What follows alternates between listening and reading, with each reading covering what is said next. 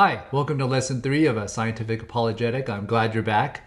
I really do hope that you've been enjoying the material so far, and this topic is one that is really near and dear to me. My name is Richard Tjhen, and like Angel mentioned in the first lesson, we're part of the class of 2002, so I wanted to start by introducing myself to you. I'm one of the leads in our church in North Carolina, and here is our NC team and also my family. Thank you for your prayers for us these past 3 years. We currently have 2 ministries here at UNC Chapel Hill and also at NC State, which we started this past year. Here's a little bit about my background starting in college. As an undergrad at UC Berkeley, I majored in molecular and cell biology with an emphasis in biochemistry and molecular biology. Try to say that 10 times fast. I loved it so much that I went on to graduate school at UCSF for my doctorate in biochemistry, biophysics, and one of my co-advisors was actually Professor Liz Blackburn, who studied telomeres and telomerase, which has to do with how the ends of our chromosomes are protected, kind of like those plastic caps at the ends of your shoelaces. And by the way, did you know that those caps are actually called aglets? Anyways, while I was in graduate school in 2009, she won the Nobel Prize in Medicine. Not that I had anything to do with that, of course. I studied the structure and dynamics of protein and RNA using techniques called NMR and X-ray crystallography, and I continued on as a postdoctoral scholar working on early stage drug discovery projects targeting HIV and a cancer-related protein. After a few years of that painful but rewarding experience, I moved down to San Diego to help out with our church there in 2013 and started working in the pharmaceutical industry as a research scientist in structure-based drug discovery. And so what is that? Our strategy was to help design better molecules, drugs, by solving atomic resolution structures of proteins with potential drug targets by X-ray crystallography. And it's pretty fun stuff for the most part. Now, I was also secretly a Christian all this time. I'm just kidding about the secret part. So how did I get to this point, to be both a scientist and a Christian? Long story short, I became Christian at the very end of college after some struggle and continued to serve at our church. But along the way, one of the questions that I needed to resolve was this whole topic of science and religion. Now, maybe like some of you, as a child, I was pretty nerdy. And early on, I was particularly intrigued about how things worked at the subcellular level. I was fascinated by molecular machines and gene regulation and enzyme mechanisms and wanted to spend my days unlocking the mysteries of life. As for my religious background, I grew up going to church, but I stopped going in high school, and it was for a few reasons. In European history, I read Age of Reason by Thomas Paine, which actually challenged the validity of the Bible and organized religion, and it didn't really have any intellectual foundations for my faith to really be able to challenge those ideas. And so as a result, I turned to theism. Essentially, I still believed in the existence of a God who made everything because I saw the complexity and the beauty of life from the microscopic to the cosmic scale. And maybe God, if there was one at best, had set things into motion, and then that was it. I didn't think he really had an interest in the personal goings-ons of 8 billion people. And church and the Bible were inherently flawed because they were written by men, and it was a societal construct. And I thought that only the created world was something that was not tainted by man, and therefore the study of the world through science was the only pure way of studying God. And to me, this was like a satisfying, good enough view, and conveniently it also served to justify my career ambitions as well. And that was my mentality coming into college. I felt like with time, a person outgrows their faith, and faith was something for the uneducated masses.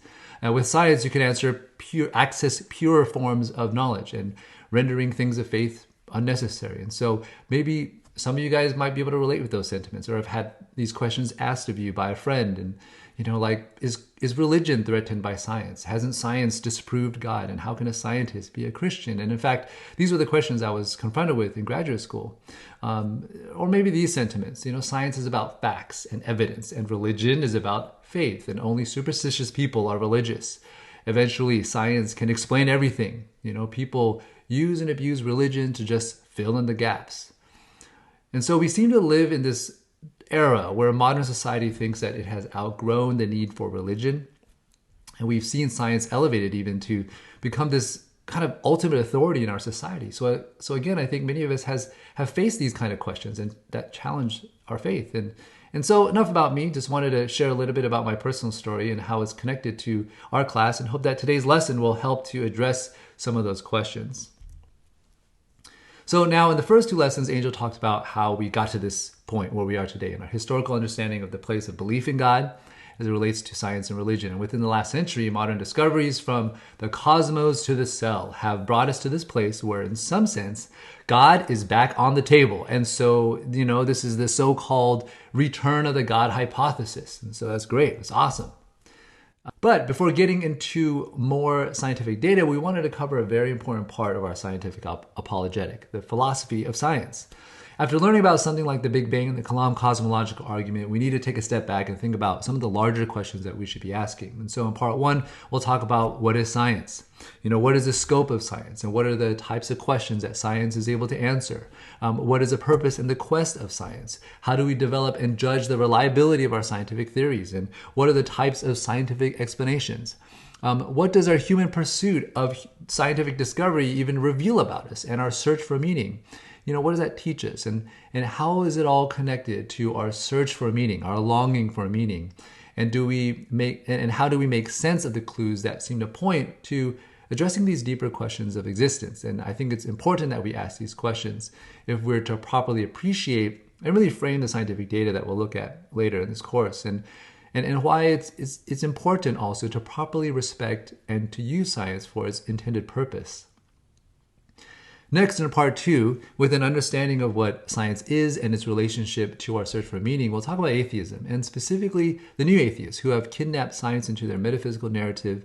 And it's a narrative which includes even this conjuring up of a so-called conflict between science and religion, which has actually little historical basis.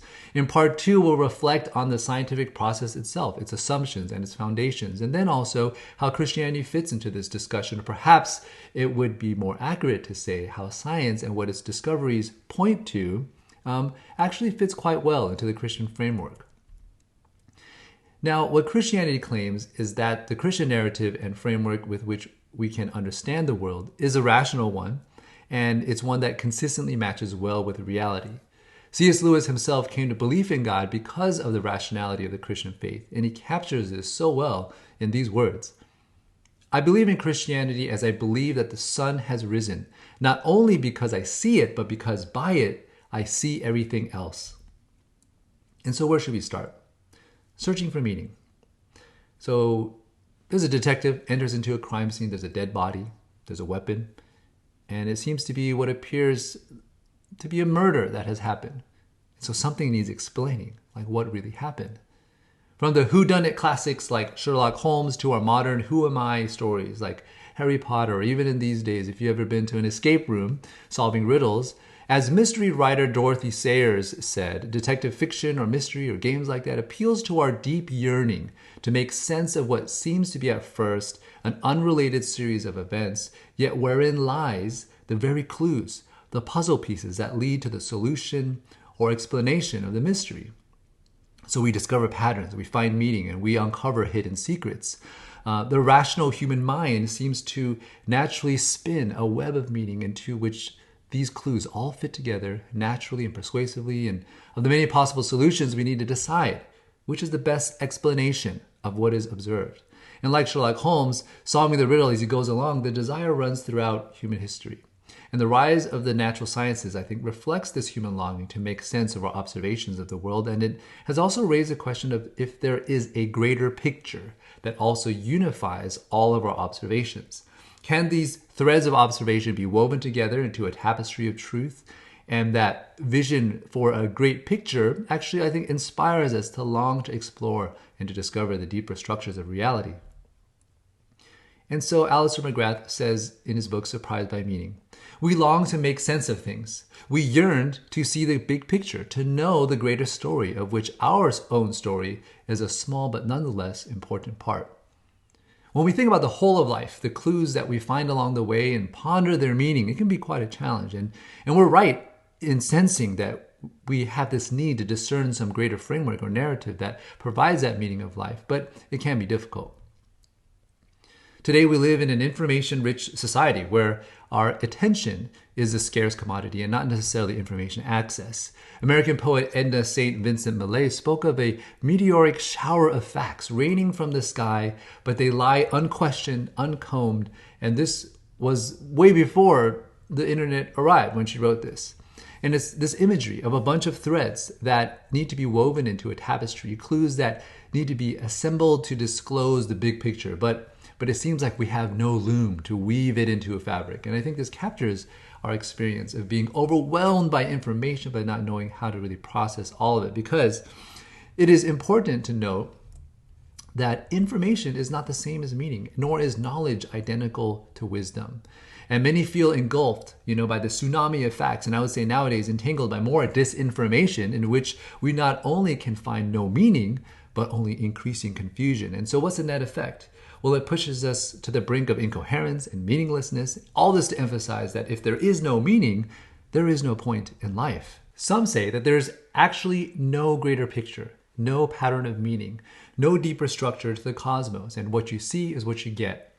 And there's nothing more than what science can actually tell us. Science offers the best answers to the meaning of life. Science tells us that there's no deeper meaning of things built into the structure of the universe. And so this is the position that's held by atheists like Richard Dawkins. The universe has no design, no purpose, no evil and good, nothing but blind, pitiless indifference. And this may sound neat and clean at first, but yet also very limited and dogmatic. Is it true, though? Is Dawkins right? This seems to be a superficial way of reading nature that merely skims at the surface of all the available knowledge and clues without really looking for deeper patterns and structure. Dawkins does little more than just express his strong prejudice against the view that there is meaning to our universe, perhaps out of fear that there might actually be a meaning that he doesn't like. Most natural scientists actually try to respect science for what it is, an investigative tool through which we can gain a deeper understanding of our world. And science represents this fascinating and endless journey towards deeper understanding, and one can't be so quick to think that science can so easily answer the great questions of life. In fact, to force the sciences to answer questions beyond their scope is abusing them, and to do so is failing to respect their identity and limits. Peter Medawar, who received the Nobel Prize in Medicine for his work in immunology, he's the father of organ transplants, recognizes that the limits of science need to be identified and respected because otherwise it will be abused by those with ideological agendas. And so it's absolutely important to respect science for what it is. Things become dangerous when we try to force the sciences to answer questions which lie beyond their scope. In addition, there's important transcendental questions that science cannot answer and that no conceivable advance of science could empower it to answer. What are we here for? What is the point of living? What does it mean to live a good life? To this, Dawkins would say that, science has no methods for deciding what is ethical. And that's correct. But this doesn't therefore mean that there is no such thing as morality or challenge the possibility of morality. Rather, it actually ought to be taken as a statement of the limits of science. Recognizing the limits of science to answer questions of moral values shouldn't cause us to give up on those questions, but to actually move on and search for answers elsewhere versus saying that the whole topic is pointless. And definitely, it's not at all a sufficient argument that therefore the quest is itself invalid. Rosalind Picard, she's a computer scientist and professor at MIT who was raised an atheist but became Christian. She summarizes it well. She says, many of the assumptions, such as that there is no God, are not scientific and have no way of being proven scientifically. Turning to science as the only way to know things does not work because science, and she's referring here to atheism and naturalism, presupposes that there is only natural stuff in the world. Science does not even have a way to test if that assumption is true or not. Now, within the limits of the natural world, science is extremely powerful. Without deciding whether or not God exists, science makes the general assumption that God is not messing with the system that we're looking at. But it's one thing to say that God's absence is an assumption made when doing science, but it's a totally other thing when someone like Dawkins says that God's absence is a definitive conclusion of science. That is actually absurd because God's existence is by definition not something that science itself can directly address. And so back to that question, what does it mean to live a good life? And how can we answer that question? What role does science have in addressing issues of meaning and value? Even the atheist philosopher Bertrand Russell recognized the danger of assigning it this role. Science, if it's unwisely used, leads to tyranny and war. Science is amoral. It's morally neutral. We can recognize the neutrality of science when we consider that technology can be used for harm or good, to develop and deploy weapons of war and mass destruction at the command of some dictator, or likewise used to discover new drugs and cures for diseases by an international team of scientists. So then, what does address such questions of meaning? I think we must look to transcendent narratives that can actually provide answers to questions of morality and purpose and identity. Though science may provide us with knowledge and information, it is powerless to confer wisdom and meaning. Sir Isaac Newton, a practicing Christian, said this: "Gravity explains the motions of the planets, but it cannot explain who sets the planets in motion."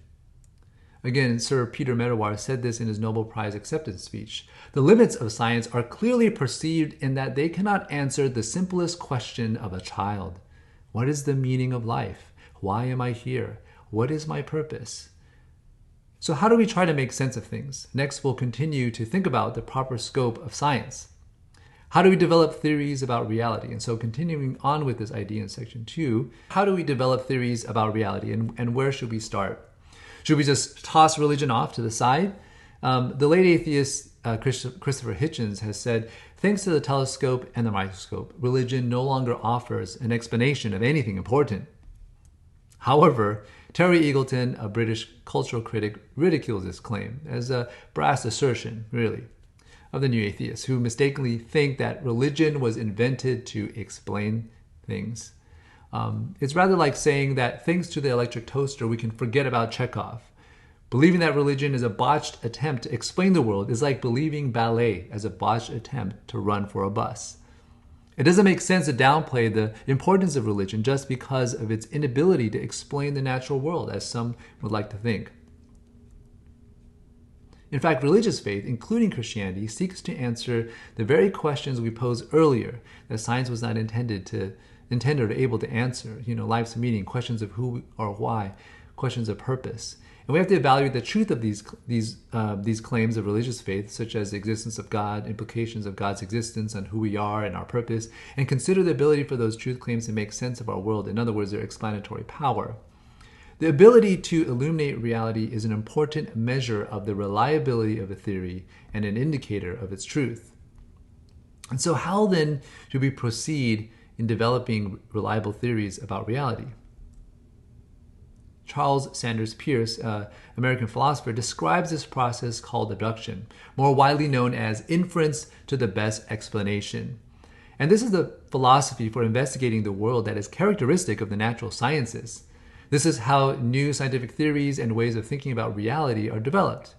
And so it goes like this. The surprising fact C is observed.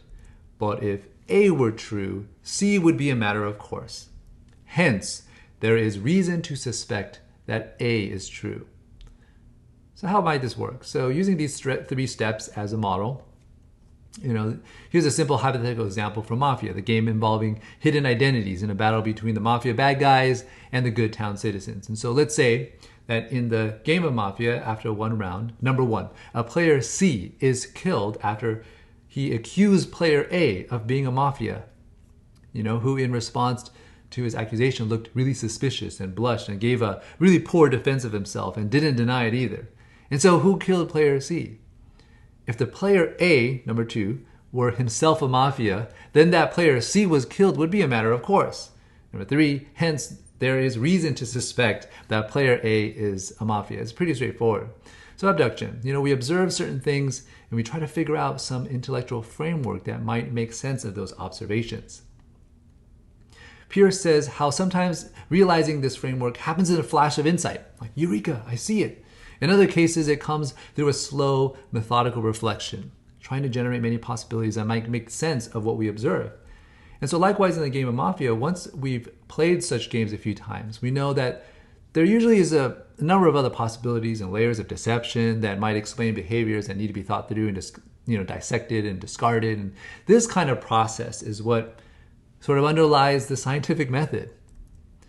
And as we make different observations about our world and consider different theories, sometimes using a pre-existing theory or perhaps a brand new way of thinking, the key question that needs to be answered is how good does the theory fit with observation? How good is its empirical fit?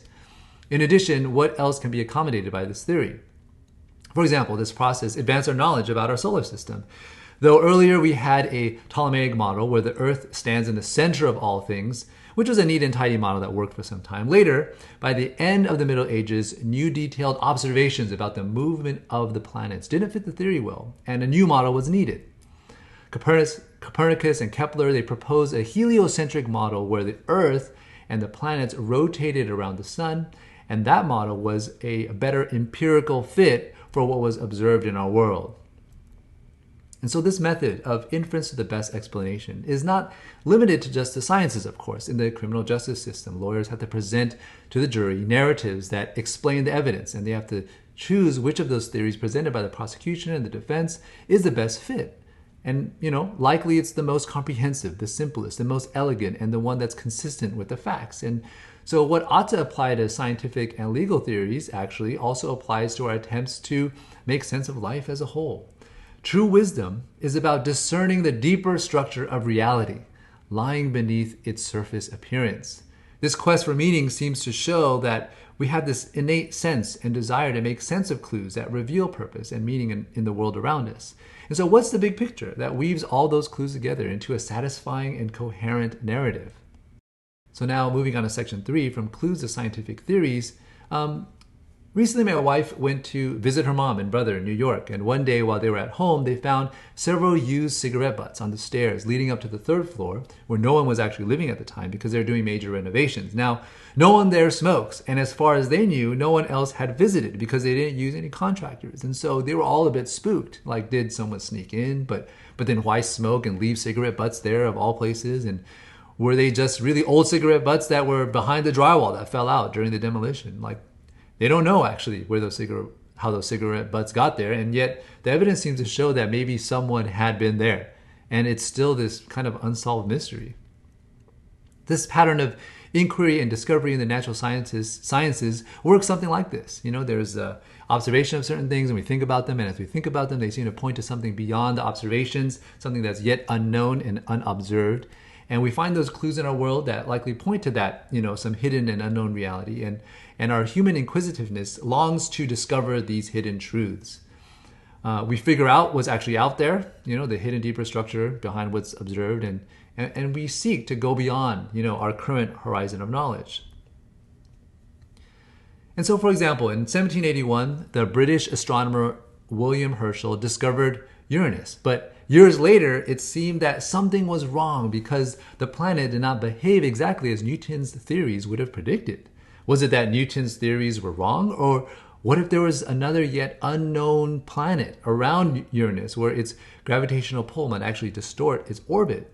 And so two mathematicians arrived at similar predictions of where this planet might be observed. And one of them told a colleague, hey, next time you look up into the sky of that telescope of yours, look around in this particular area and see if you find something. And sure enough, within an hour of looking, they found Neptune. And so this story follows a classical outline of scientific attempts to make sense of the observations in our world. Things don't just happen. They fit into a pattern, a bigger picture, an overall scheme of things. Scientific theories, they change over time for two main reasons. New discoveries are made, and so existing ways of thinking have to be reevaluated. Or a new theory is developed, which makes better sense of the observed evidence. And so we encounter, some unknown in our natural world, and in our efforts to understand these phenomena, we develop scientific theories to try to account for them. And so as an example, we'll take another opportunity to review the standard cosmological model, which says that the universe, all of space and time, originated 13.8 billion years ago, and that it has been expanding and cooling ever since. And so if you recall, a decisive shift in opinion from the steady state theory of the universe of Fred Hoyle and others began in the 1960s. And this in 1965, Penzias and Wilson were working on an experimental microwave antenna at the Bell Labs in New Jersey, but they kept picking up these unwanted and obtrusive background hissing noises that they could not eliminate.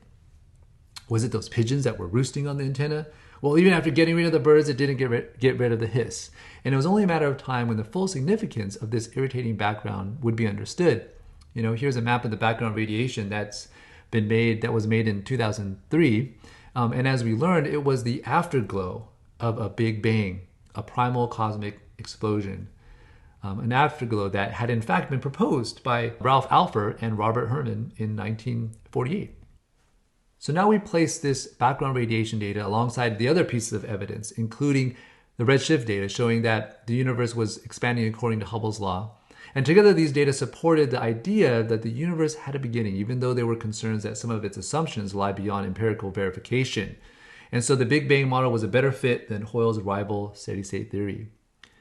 Those concerns arose because of how this standard cosmological model, in other words, the scientific narrative of origins, was resonating strongly with a Christian narrative of creation. And I'd say it takes some commitment to truth to follow the evidence where it leads. In 1967, American theoretical physicist and Nobel laureate Steven Weinberg, an atheist, remarked that the steady-state theory is philosophically the most attractive theory because it least resembles the account given in Genesis. So unfortunately, he concluded that Hoyle's steady-state theory now seemed to be wrong. And he says, it's a pity that the steady-state theory is contradicted by experiment. Yet that has been where the latest scientific discoveries have been taking us, needing to revise and reevaluate our scientific theories. And if I might add, this ought to be done irrespective of the possible implications, however uncomfortable they might be. So now that we've discussed how scientific theories develop, how do we make sense of things and come to a reliable judgment about the best frame of reference that explains things? So to review, science seeks to make sense of things. Through science, we identify patterns in the natural world and we try to explain those patterns and seek out the deeper structures which account for those patterns. And it may require us making certain assumptions, but those also must seem right and also make sense. And so intelligibility is a key characteristic of the natural sciences. Michael Polanyi, the Hungarian chemist and philosopher of science, said that the pursuit of discovery is guided by sensing the presence of a hidden reality toward which our clues are pointing.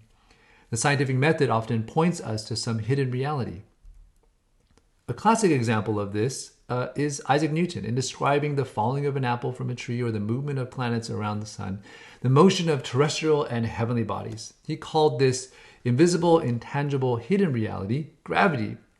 Of course, his explanations seem to raise as many questions as answers, like how could there be this invisible, intangible, unobservable force?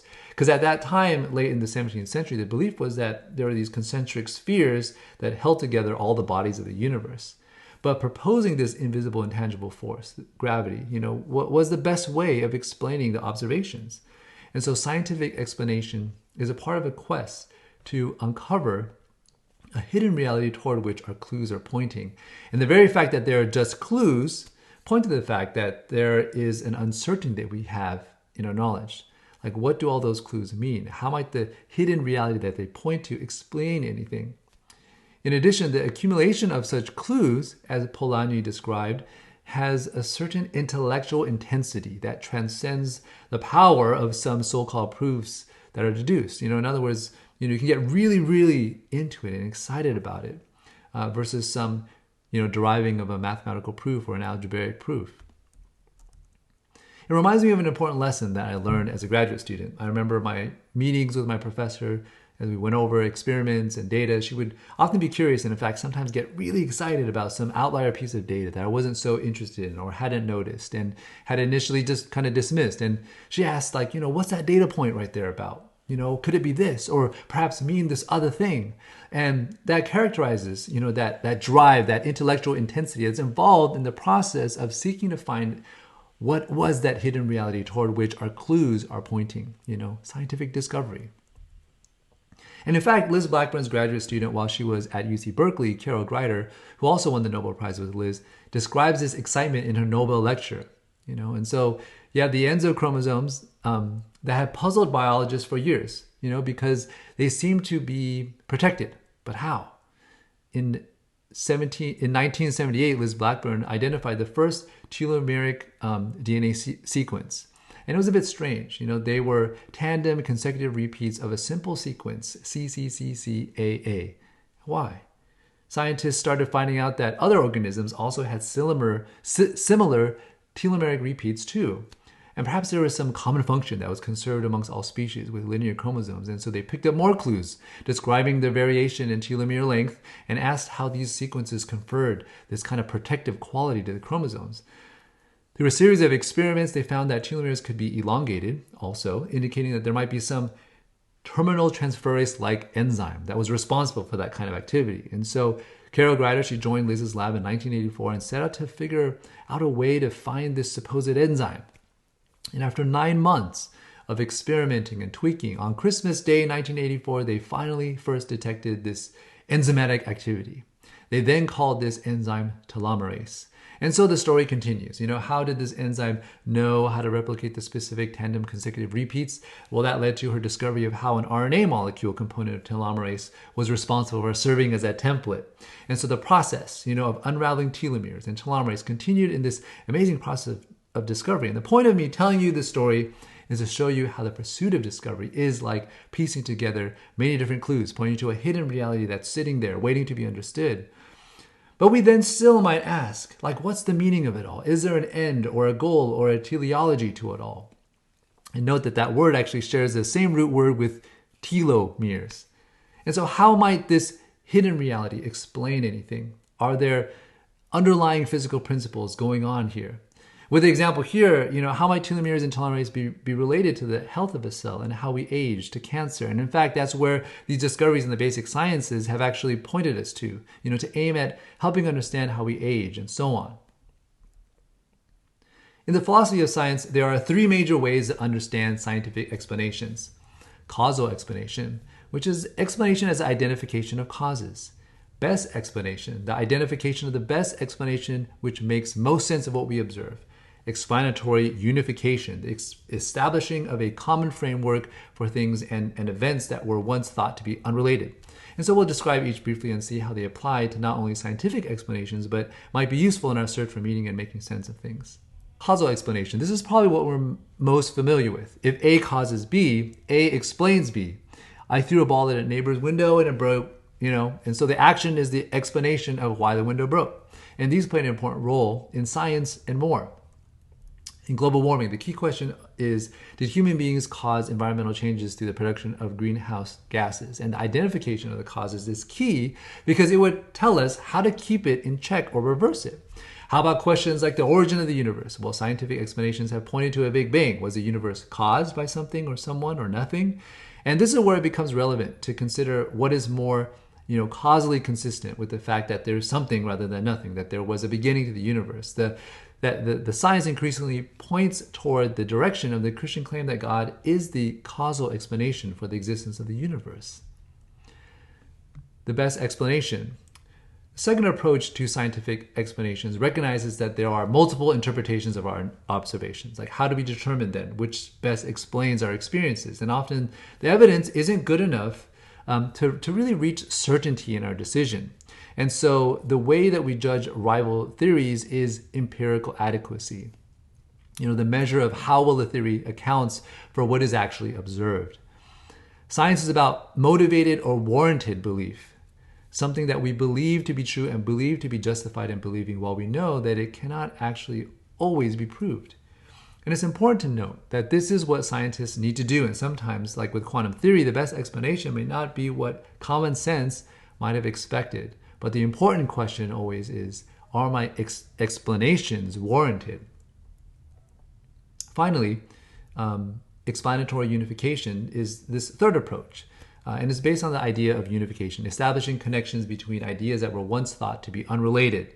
And so, for example, Maxwell, the Scottish physicist, demonstrated that electricity and magnetism are like 2 sides of the same coin, unifying theories of electricity and magnetism. And not all attempts have been successful in this effort, such as the unification of quantum and relativity theory. It's still a distant goal to find that theory of everything.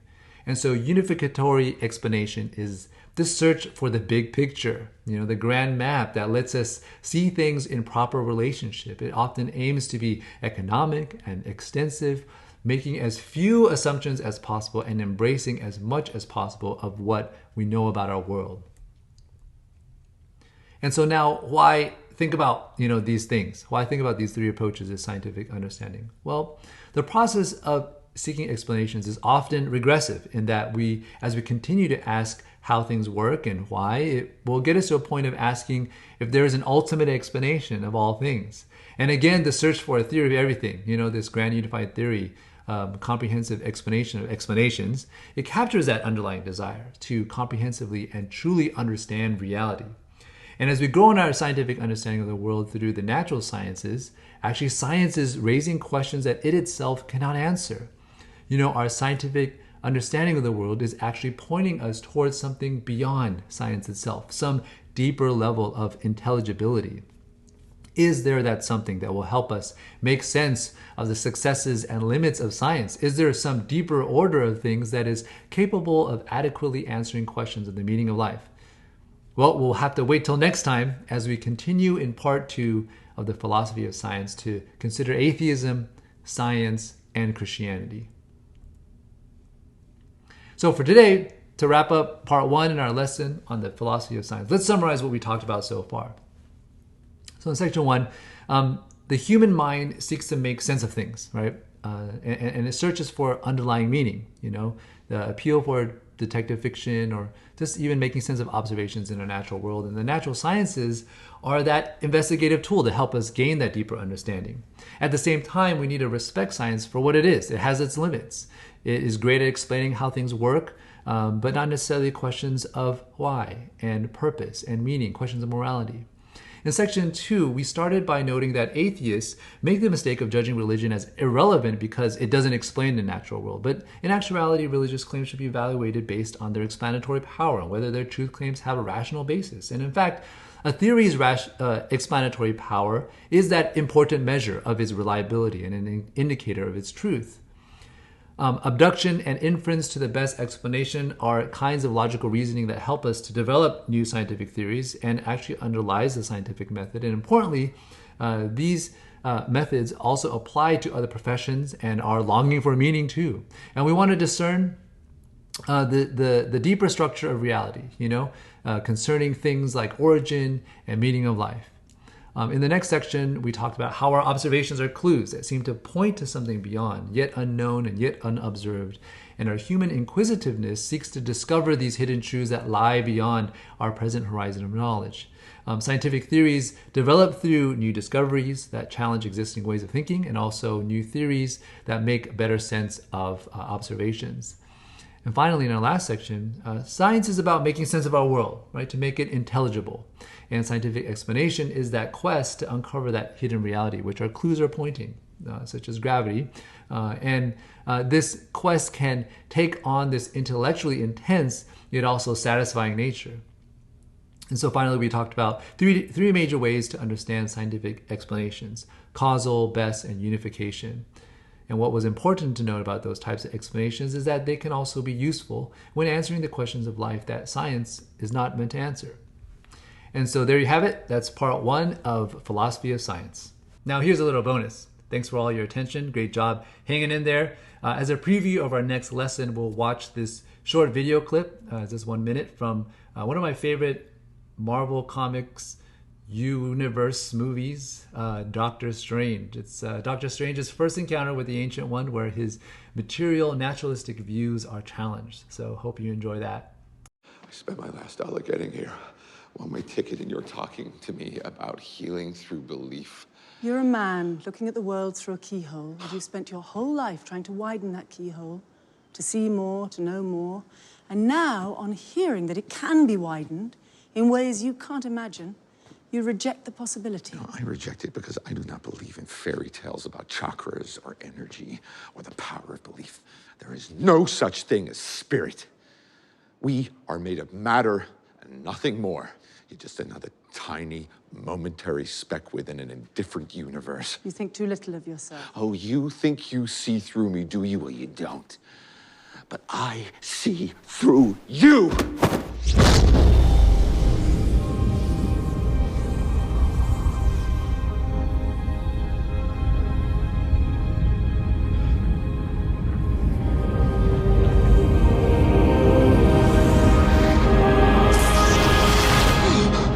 To me. I pushed your astral form out of your physical form. What's in that tea? Psilocybin? LSD? It's just tea. With a little honey. All right, see you next time. Hi everyone, welcome to lesson 4 of A Scientific Apologetic. Really glad you're back. So last time, we started with this idea that as humans, we search for meaning.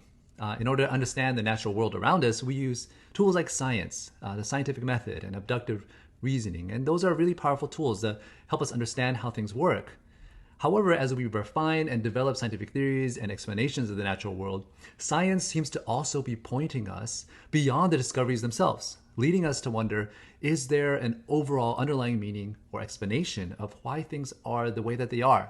And that's kind of where we left off. So today we'll continue in part 2 of this section on the philosophy of science, addressing atheism, the foundation of science, and Christianity. And so first, let's talk about atheism. Atheism is a disbelief in the existence of God. God does not exist. I think when we think of atheism these days, we think of the so-called new atheists like Dawkins and Dennett and Harris and Hitchens. But let's go back to maybe a prior generation of atheists. Let's actually start with Alistair McGrath and his journey from atheism to Christianity. Now, much of this portion of our course in the philosophy of science is actually based on his book, Surprised by Meaning, which was published in 2011, which I highly recommend. And so here's a little bit about him. So he has not one, not two, but 3 PhDs from Oxford in biophysics, theology, and intellectual history. Pretty studly there. And he is a professor in science and religion at the prestigious University of Oxford. And he's also an Anglican priest and is considered an expert on this topic of the relationship between science and religion. And so going back to the 1960s, before his turn to Christianity, like many others in that day who were caught up in the times, he saw himself as part of this anti-religious cultural shift that embraced Marxism and the scientific view of reality. And so this is what he said about his views at that time. He believed that science explained everything, that only scientific claims are meaningful. And so to him, atheism was my creed and science was its foundation. In fact, his atheism motivated him to pursue chemistry at Oxford with this intention of growing in his atheism. However, upon reading works that were dealing with the history and the philosophy of science, the roots of his faith in atheism were challenged. And by November of 1971, he discovered that the intellectual case for atheism was, quote, less substantial than he had supposed. Perhaps there's a little bit of British understatement there. And so atheism basically wasn't cutting it for him. He then turned to Christianity as he saw that it was far more intellectually robust than he had thought. He realized that atheism was actually a belief system that he had erroneously assumed was self-evidently correct and exempt from critical evaluation. And he concluded that atheism was a logical fallacy that was based on a misunderstanding of the proper scope of science and the nature of scientific claims. And so as he put it, I turned away from one belief system that tried to deny it was anything of the sort and accepted another which was quite open and honest about its status. And so several decades later, when these new atheist books come along, and that was around 2006, 2007, and it came as a strong agenda-driven response to this shocking fact that religion, namely fundamentalist religions, and still existed, and religion seemed to be on the rise instead of dying out as had been predicted, or perhaps hoped by many people. And so he describes his initial reaction as he's reading their writings of one of nostalgia. And he was reminded of his own youthful self in their writings. These guys making bold, aggressive, dismissive declarations of the evils of religion and the delusion of faith. But the basis of atheistic apologies is mostly a rhetorical appeal that the natural sciences are the sole base of reliable truth, in other words, scientism, and also therefore that religious belief is not based on evidence, but rather superstition. In fact, pretty much any kind of faith or any kind of belief is looked down upon and belongs in the rubbish bin. And so according to them, in contrast, science demands no such commitments of faith, and truth, as it is obtained through science, is an enemy of faith. But again, is this correct? That the process of science itself doesn't require any faith or belief? Actually, that claim ignores the fact that there's a lot of trust and faith that's involved in the scientific method itself. And the major error that atheistic apologies commit is that they smuggle atheism into science. The scientific method actually doesn't logically lead to atheism because the scientific method excludes metaphysical commitments. But atheism is precisely that. It makes metaphysical commitments. And so remember, atheism is the belief that God does not exist. And it's something that science, by its nature, cannot prove or disprove. And so we need to remember that the scientific method is religiously neutral. So again, some of what is presented as science by atheism isn't science at all, but it just points to a subversive manipulation of science by grafting it onto metaphysical naturalism. And after this lesson, we'll actually have a discussion question that tries to give an example of this on the topic of genes. Atheism, though it touts itself as being based on science and reason, it actually violates both. It violates both science and reason. The scientific method, when it's legitimately applied, does not lead to new atheistic conclusions. And so we'll continue to address atheism, but now let's talk about how it is that there is some measure of trust and faith that's driving the scientific method itself. And so let's ask this question. What assumptions does science itself have to make? And so now we'll talk about science's working hypothesis. So the one act of faith in the convert to science is the confession of the universality of order and of the absolute validity in all times and under all circumstances of the law of causation. So it's those two things. And the expectation is that the world is ordered and it follows the laws of causation. There is rationality and regularity about our world.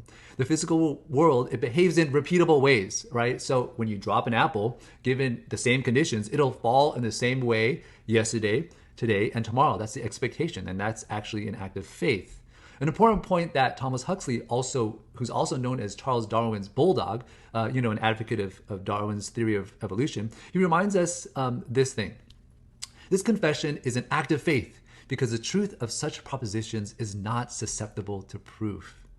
Again, science itself has to make certain basic assumptions. So Michael Polanyi, he says it this way: the rationality of the natural world, along with an expectation that this will continue to manifest itself in the empirical investigation of the world. Those are the assumptions. Science assumes, again, the rationality and the regularity of the natural world. In other words, science has its own working hypothesis. And briefly, remember, a working hypothesis is kind of like faith. It's a general set of assumptions that you bring into the world and how you see and you interpret the world. And so it's a total misnomer to actually say science is a faith-free zone. That's just simply not true. So then going back to atheism for a moment, do atheists then have faith? Well, of course. I mean, their working hypothesis, their big assumption, their statement of faith is that God does not exist, that science is a sole source of truth, and because science hasn't provided any proof of God's existence, therefore God doesn't exist.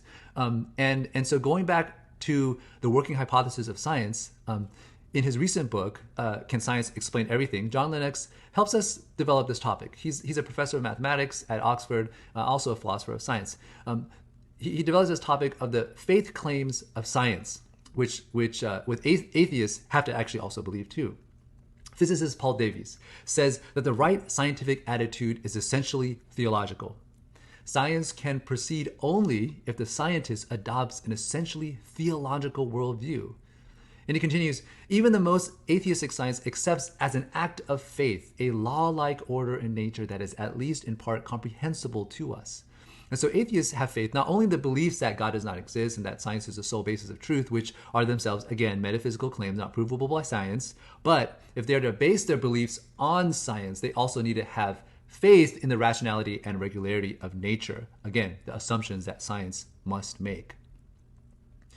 To drive this point home, Albert Einstein famously said, "Science can only be created by those who are thoroughly imbued with the aspiration toward truth and understanding.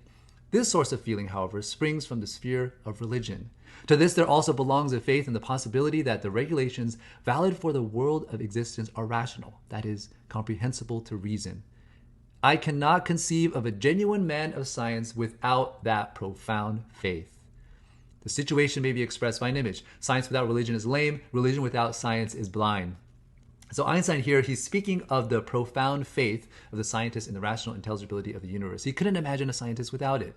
And also Einstein, in the last sentence of that quote, is getting at this idea that you likely need both science and religion to bring their different functions together as the different parts of a body work together to see and to walk.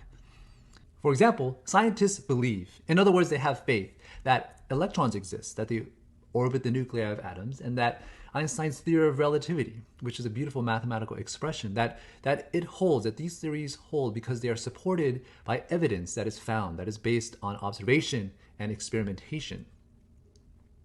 Sir John Polkinghorne, a theoretical physicist and theologian, noted for his work in quantum theory, wrote, "Science does not explain the mathematical intelligibility of the physical world, for it is part of science's founding faith that this is so." And so why is that? You can't begin to do physics without believing in that intelligibility.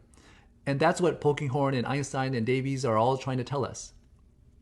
On what evidence, therefore, do scientists base this faith in the rational intelligibility of the universe, which allows them to even do science? I mean, first, human reason didn't create the universe. I mean, that kind of sounds obvious, but it's of fundamental importance to remember that when we start thinking about the validity of our cognitive faculties. Because how can we trust our own mental abilities? Our very selves, including our ability to reason, come out of the universe. We didn't create our own powers of reasoning. We can get better at thinking. We can develop our rational faculties, but we did not originate them. And so this leads us to the questions. How can it be then that what goes on in our tiny heads can give us anything of a near true account of reality? How can it be that a mathematical equation thought up in the mind of a mathematician can correspond to the workings of the universe? And so going back to that basic assumption that science has to make, that there's this order of constancy in nature, it also poses this question about the nature of the universe. Why are things this way? And when we look into it, these questions actually have their origin in a fundamentally religious quest for meaning. That there is a lawful universe with order that can be understood and trusted emerged out of fundamental beliefs about the nature of God. And the fact that we can explain things in the natural world, while it answers some mysteries, also it really points us to that larger mystery. Why can we explain things at all? This might be a little bit hard to grasp, so let's think about it more. Einstein said in 1936, "The eternal mystery of the world is its comprehensibility." The fact that the world is comprehensible is a mystery. That the universe is explicable requires explanation itself. As John Polkinghorne pointed out, that things could have been very different. The universe might have been a disorderly chaos rather than an orderly cosmos, or it might have had a rationality which was inaccessible to us.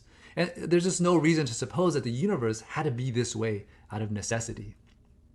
The Nobel Prize-winning theoretical physicist Eugene Wigner, he wrote a famous paper with this interesting title, "The Unreasonable Effectiveness of Mathematics in the Natural Sciences. How is it that the deep structures of the universe can be represented mathematically?"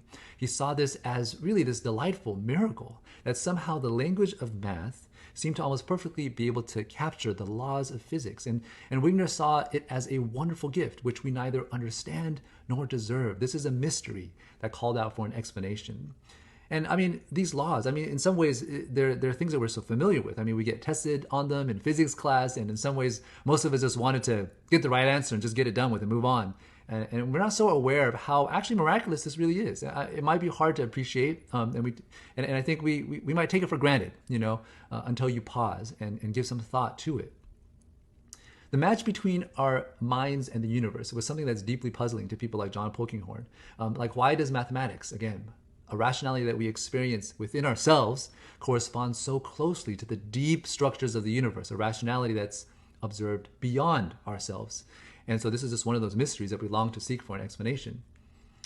Now you might ask, I myself wondered for a moment, is the mathematical description of the physical world something that we, like human minds, just imposed on reality? Is the order just something that's invented and it's actually not real?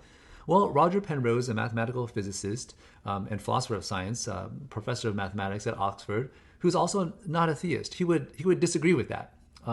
And he would disagree with that along with others. So for example, take Einstein's general theory of relativity, which actually improves on the already amazing accurate Newtonian theory of gravity. Newton's theory was precise to 1 part in 100 in describing the behavior of the solar system. Yet Einstein's theory is not merely something that's more accurate. And I think this is where it gets interesting. It also predicts completely new effects, mathematical predictions, such as things like black holes and gravitational waves. And in fact, the gravitational waves from a merger of 2 black holes were observed in 2015, nearly 100 years after Einstein had predicted their existence. And that's just simply, to me, amazing. Our minds can develop theories which do not simply explain what is already known, but they can predict things which have not yet been discovered. And that's just, to me, it's spine-tingling to think about that. Like, where can you go to try and answer these questions about the intelligibility of our natural world? Science is what, again, brought us to the awareness of this mystery, but it's not science that's going to be able to help us answer it. And I mean, that's for sure. Science isn't able to disclose the answer to the underlying question about the meaning of it all. And so, what kind of explanation are we looking for? We're looking for a comprehensive one that's able to bring together all the different natural explanations of our world, from physics, from chemistry, biology, psychology, and those each engage with a different layer of reality. And those different explanations, they don't necessarily compete with each other, actually. They actually rather supplement each other. And so we're looking for some bigger explanation that addresses all those things and our ability, including our ability to comprehend the world and bring together all those different layers of reality. And so how does atheism fare in addressing those questions? Let's think about that. So John Lennox, he describes a typical conversation that he has with his fellow scientists sometimes, AF, atheist friend, and I think this might serve as a model for us too. So he asks, what do you do science with? And his friend may say, oh, my mind, or if the mind is a brain, he'll say, my brain. Tell me about your brain. How does it come to exist? By means of natural, mindless, unguided processes, of course, and they're referring to the theory of evolution, random mutation plus natural selection. Why then do you trust it? If you thought that your computer was the end of a product of mindful, unguided processes, would you trust it? Not in a million years. You clearly have a problem then. And so this argument, where does it come from? It's actually one that he took from none other than Charles Darwin himself, who wrote, with me, the horrid doubt always arises whether the convictions of man's mind, which has been developed from the mind of the lower animals, are of any value or at all trustworthy. So the thought is, if we and all that we hold dear are just the result of chemicals, the outcome of an accidental collocation of atoms, molecules bouncing around in our head, as Bertrand Russell described, with such certainty, then what becomes of thought? What becomes of meaning? Are they things that are random or actually meaningful? And so John Polkinghorne, he says that if you reduce mental events to physics and chemistry, you destroy meaning. And so how is that? Well, thought is then just replaced by electrochemical neural events, and two such events cannot confront each other in any kind of rational discourse. They are neither right nor wrong. They are just things that simply happen. And the world of rational discourse disappears into this absurd chatter of firing synapses and nothing more. And so we have to ask, can that be right? And I suspect that not many of us, practically speaking, actually believe this to be the case. Well-known atheists, they see the problem also. John Gray, he writes, modern humanism is the faith that through science, humankind can know the truth and so be free. But if Darwin's theory of natural selection is true, this is impossible. The human mind serves evolutionary success, not truth. Thomas Nagel, another leading atheist philosopher, he thinks similarly. He wrote a book called Mind and Cosmos, Why the Materialist Neo-Darwinian Conception of Nature is Almost Certainly False. What a title. He writes with some honesty, I don't want there to be a God. And yet he writes, but if the mental is not itself merely physical, it cannot be fully explained by physical science. Evolutionary naturalism implies that we shouldn't take any of our convictions seriously, including the scientific world picture on which evolutionary naturalism itself depends. And so what does this mean? I think it seems pretty self-evident that scientism is admittedly self-defeating. Atheism is self-defeating because in the naturalistic description of human origins, we're not able to trust our own thoughts, our own even scientific explanations, including the neo-Darwinian conception of nature. And so I hope you're starting to see the serious problem here with atheism. If human rationality is grounded in our evolutionary past, then why rely on it even at all, or philosophically rely on it? Naturalism, and therefore atheism, undermines the foundations of the very rationality that is needed to construct or understand or believe in any kind of argument whatsoever, let alone a scientific one. And so how can we be impressed by this worldview that undermines the very rationality that we need to even do science? Science and God actually mix very well. It's science and atheism that do not mix. And so on this point, C.S. Lewis writes in Miracles, unless human reasoning is valid, no science can be true. The naturalists have been engaged in thinking about nature. They have not attended to the fact that they were thinking. The moment one attends to this, it is obvious that one's own thinking cannot be merely a natural event, and therefore something other than nature exists. So, Not only does science fail to rule out the supernatural, the very doing of science or any rational activity actually rules it in. The Bible gives us a reason for this, for trusting reason, but atheism actually does not. And sadly, I think that description I just said, that Bible gives us a reason for trusting reason and atheism does not, is the exact opposite of what many people think about the Bible and atheism. And so before we move on, let's sum up what we covered up so far up to this point from our previous lesson and up to now. And so where did we start? Well, we started with the question, what is science? Science is an investigative tool to understand our natural world. And it uses the scientific method, making sense of observations, experiments, and other clues, and it arrives at scientific theories using abductive reasoning and inference to the best explanation, and then judges the explanatory power of those theories. Science does have its limits, though, as it is intended to describe our natural world and how it works, but it's unable to answer the ultimate questions of meaning and purpose and issues of morality. And then to succeed, science itself needs its own assumptions and its own beliefs, the order of constancy and the intelligibility of nature, these ideas that are themselves not subject to scientific proof. And so atheism, it fails on a number of fronts. It abuses science by imposing on it this metaphysical narrative and actually even undermines the very rationality that we need to do science. And it's self-refuting in this way. And so we're left with this question: what can make sense of it all? What framework, what map of reality, what working hypothesis can best explain our understanding of nature and why we can even understand it at all? In order to understand reality, we need more than science. We need both science and theology, as Einstein alluded to earlier. Science and theology, they ask different questions. Science asks how things happen, what process. Theology asks why things happen and to what purpose. And there are different levels of explanation that actually supplement each other. And we find that often we need both to really better understand and appreciate this curious world that's around us. And so here's an example from John Lennox, and it helps to clarify this. I think we can subject a cake, right, to all kinds of scientific analysis. We can understand to the minutiae details about its chemical composition and the forces that hold the cake together. I mean, it's quite amazing, right? And it actually kind of makes me hungry. But anyways, that doesn't tell us, though, this other thing, that the cake was baked to celebrate a birthday, a 40th birthday. Woohoo! You know, this year, my peers, we all turned 40. You know, happy birthday to my peers, right? And so science and theology, they ask different questions. How does one go about baking a cake? And how does the chemistry of baking work? Theology asks, like, why did someone bake this cake? And to what purpose? Science and theology, they inform us about different aspects of reality. But together, they're able to give us that fuller answer to life's questions, such as the question of life's meaning. And so on this question of how it is that science cannot itself satisfy the human quest of meaning, Spanish philosopher Jose Ortega y Gasset observed that cultural forces really try to keep humanity focused on just the exact and determinable, and leaving many questions prematurely declared meaningless simply because they went beyond the natural sciences. Science is characterized by its exactness and certainty of its predictions, and those are both admirable qualities. But if we remain there, it comes at the cost of leaving us just simply on a plane of asking these secondary problems. And it leaves unanswered the ultimate and decisive questions of the meaning of life.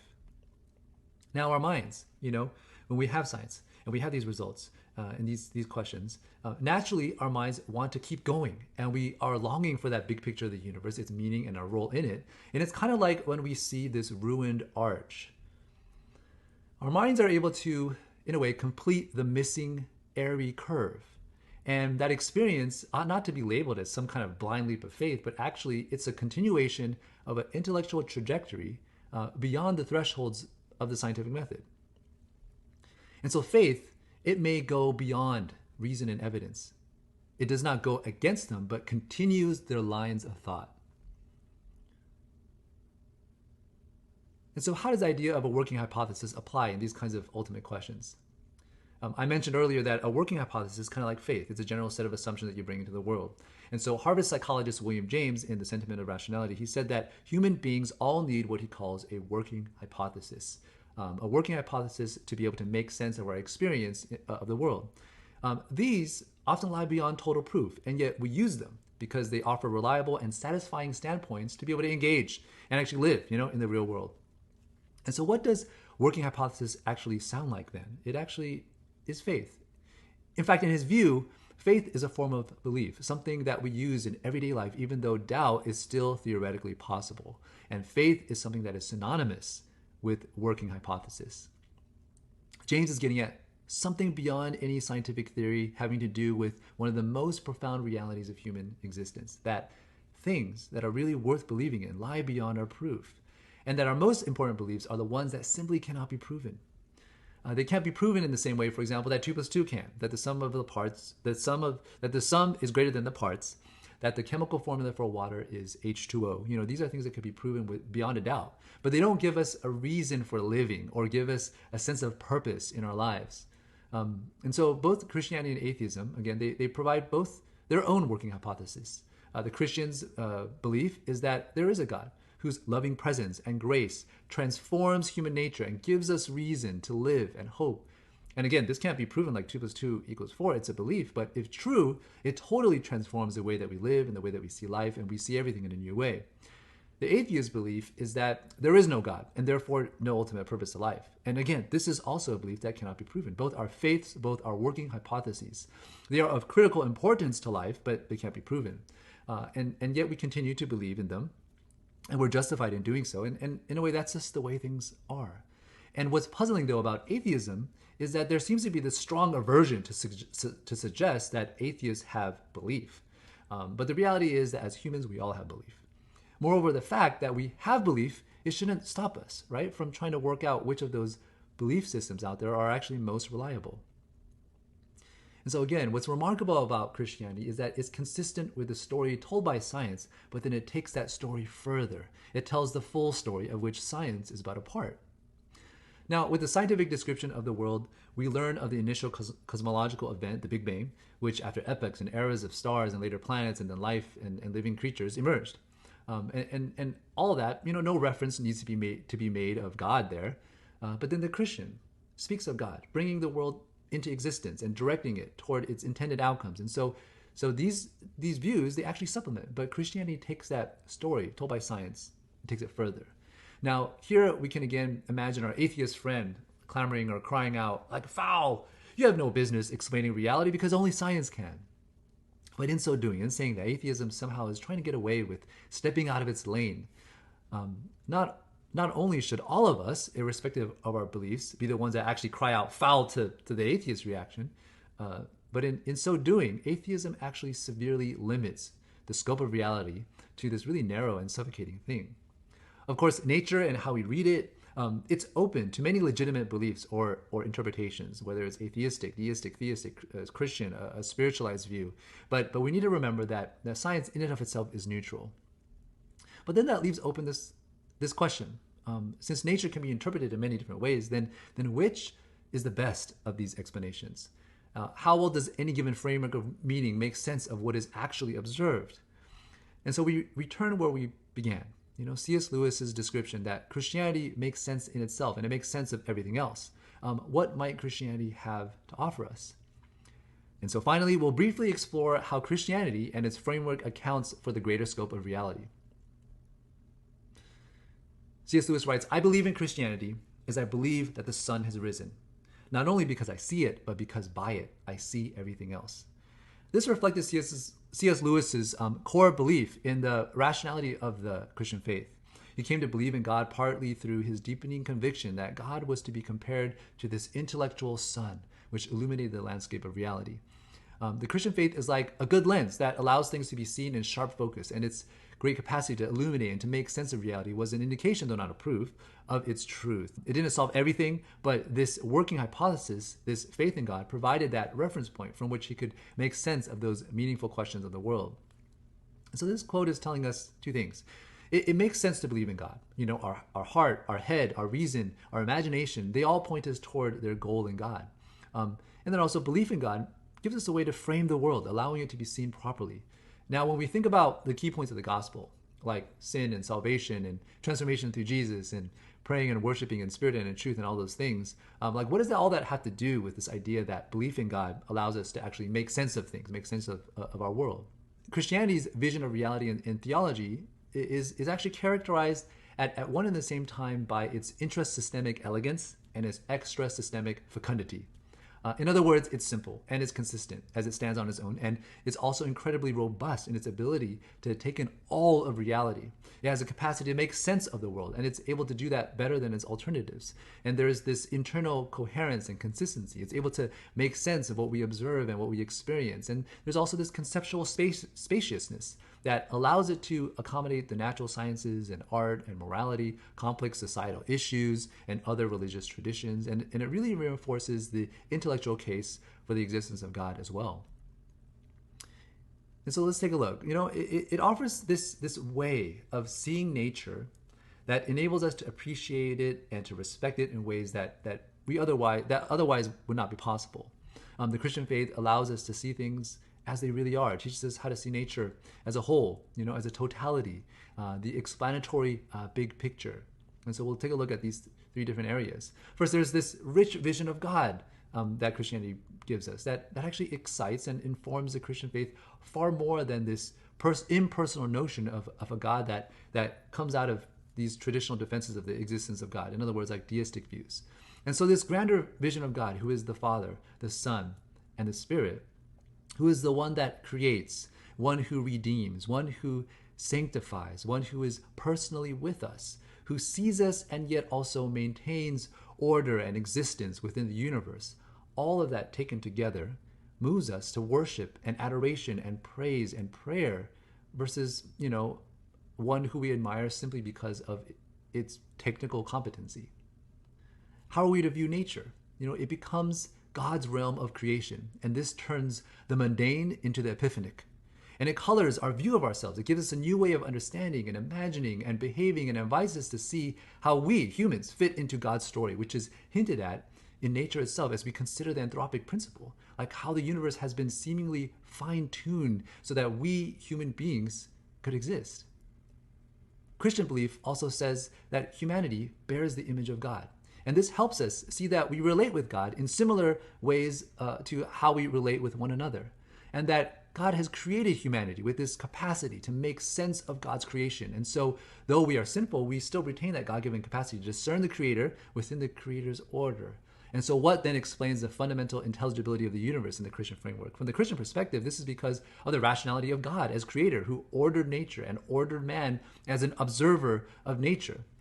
The unreasonable effectiveness of mathematics to describe our universe is only unreasonable from an atheistic perspective. But from the biblical point of view, it actually resonates perfectly with the statements from John 1 and 3. In the beginning was the Word, and the Word was God. All things were made through him. What are the other possible explanations? Another option is that our capacity to make sense of the world is really just accidental and random, and that's just how it works. That the atheist's answer is just that there is no reason at all, and that's just the way things are, and there's no need to explain anything even. The universe, therefore, is just absurd, and there's no reason behind it. However, the problem is that this would then imply that the scientific enterprise itself is rooted in absurdity or accident. Because remember, it rests on that notion that there are rational explanations for physical phenomena. It doesn't seem persuasive, right? That an accident explains why an absurd universe happens to mimic the rational universe that we would have imagined to actually come from the minds of brilliant mathematicians. So in summary, today we looked at atheism, science, and its assumptions, and also Christianity. We talked about how atheism is mostly this rhetorical appeal that claims that the natural sciences are the sole basis for reliable truth, and therefore religion, it's excluded, and in fact it's labeled as this enemy of truth. It's considered as this merely superstition. The major error of atheism is that it smuggles metaphysics into science. The scientific method excludes metaphysical commitments and is actually religiously neutral. And so atheism actually violates both science and reason. Science itself now is actually founded on a set of beliefs. The natural world is ordered and intelligible, and it obeys laws of causation. There's rationality and regularity found in nature, and those assumptions can't be proven scientifically. However, scientists, they need profound faith in this rational intelligibility of the universe in order to actually effectively do science. Science cannot explain why the universe is this way, nor is there a reason why the universe has to necessarily be this way. And the answer lies in a fundamentally religious quest for meaning, that there is a universe that demonstrates rationality and regularity emerged out of the fundamental belief that about the nature of God. And so science brings us to this keen understanding of this mystery, but it's not able to disclose the underlying explanation as to why. And in addition, atheism actually undermines the foundations of science, because evolutionary naturalism undermines the foundations of the very rationality that is needed to construct or to understand or believe any kind of reason argument. And if our minds rose out of random events and serve evolutionary processes rather than truth, how can we trust in our own thoughts and reason? And so therefore, atheism is actually self-refuting. Christianity's claim, however, is that it is not only consistent with the story told by science, but it's also able to take that story further. The Christian framework provides a reasonable explanation for the rational intelligibility of the universe. A rational creator created rational beings in his image that could understand his creation. And so science, it asks questions of how things happen and by what process. Theology asks questions of why things happen and to what purpose. We need both science and theology to better understand reality. And in that example of the birthday cake, we need to know the how and the why. C.S. Lewis believed that the Christian faith is rational. Belief in God, it satisfies the desires of our being. Belief in God also helps us to frame the world and allows us to see it properly. The Christian framework is internally consistent, is robust in its ability to make sense of the world, and there's this conceptual spaciousness that allows it to accommodate all areas of study and religions and society and life, and therefore it provides that explanatory big picture. It provides this enriched vision of God, enriched vision of nature and humanity, that humans are created in the image of God, Genesis 1:27, and bears weight on how we ought to relate with God and others, and explains why the universe is even intelligible to us. Atheism's working hypothesis is not persuasive, as it can only claim that an accident is the explanation for the supposed intelligibility of the universe. Whereas the Christian faith, its working hypothesis, seems to be a satisfying empirical fit between theory and observation, drawing from science and theology, and importantly, provides satisfying and reasonable answers to the ultimate questions of life's meaning and purpose. And so thanks for tuning in to lesson 4 that wraps up our time in philosophy of science. And so for the next 2 lessons, we'll be learning about the origin of life, and then we'll come back and attempt to sail through the stormy seas and talk about the question of evolution. But until next time, for today, we'll end with a few verses from Hebrews that I just wanted to read and share with all of us. Hebrews 11. Now faith is the assurance of things hoped for, the conviction of things not seen. For by it the people of old received their commendation. By faith we understand that the universe was created by the word of God, so that what is seen was not made out of things that are visible. And finally, Hebrews 1:3. He is the radiance of the glory of God, and the exact imprint of his nature, and he upholds the universe by the word of his power. See you next time.